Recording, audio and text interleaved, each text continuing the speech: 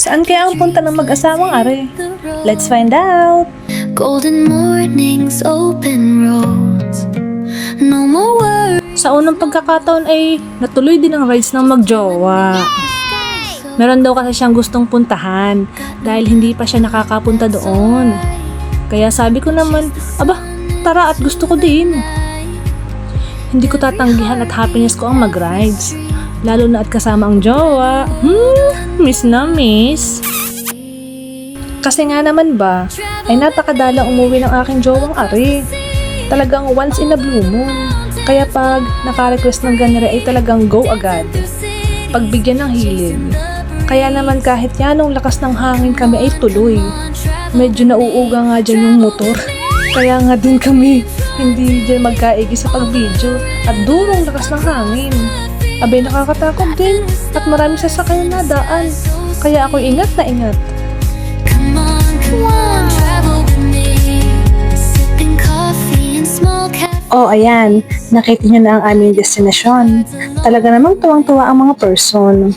Yan ang ganda ng view, lalo na pag andito sa itaas. Medyo nakakalula nga lang, lalo na sa may mga fear of heights. Pero satisfying naman ang view, lalo na pag nature. We'll find the magic every night. Every laugh, every leap. A memory we'll always keep. Travel with me across the sea, over the mountains, wild and free.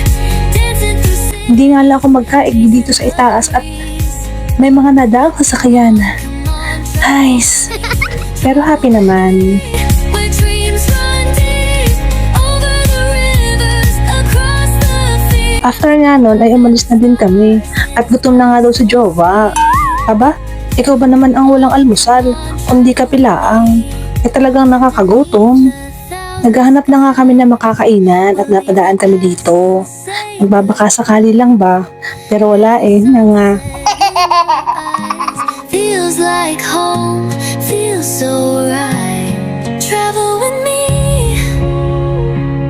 Nagbiyahe na lang ulit kami hanggang may makita kaming makakainan. Tapos ayun, may nakita kaming malaking bumuyog.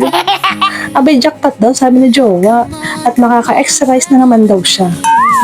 Ay happy ang person. Across the sea, over the mountains, wild and free. Building Tapos nakita ko pala dito si Kaka. Hello po. Ayun guys, sa sunod ulit. Salamat! travel with me.